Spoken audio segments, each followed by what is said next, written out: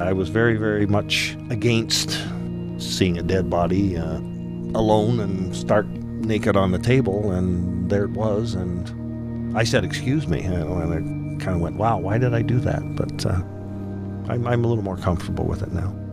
If you had asked me 15 years ago or 10 years ago, would you want to work in a funeral home when you retired? My answer would have been no. What inspired me was probably my dad. My dad was a Baptist minister, and I thought about it, and I thought, yeah, that would sort of continue my dad's legacy and give me something to do in my retirement as well. You see all different types of emotions here.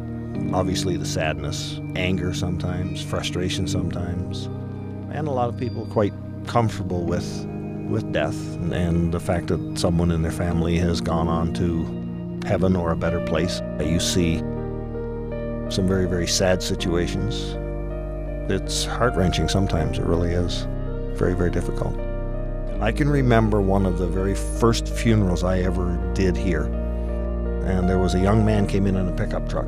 He didn't say anything to anyone when he came in, and he parked way back in the back corner where no one would see him or talk to him at all. And he sat out there in the car for about an hour.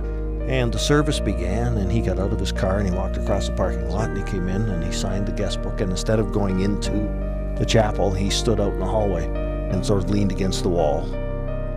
When the service was over, this guy out the door, across the parking lot into his truck and gone. When the family all left and we were cleaning up, I went over to the guest book because I was curious as to who this guy might be, and he had signed it, "Love you, Dad." That really blew me away.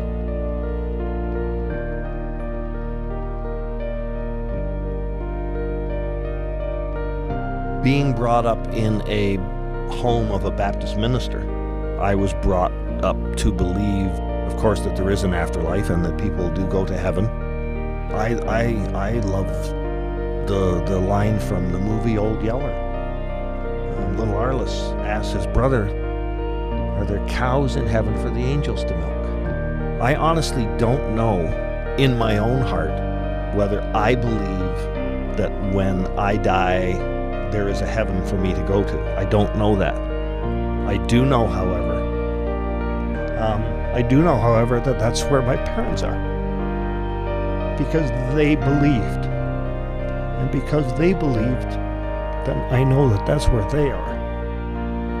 I don't know whether I have that strength of belief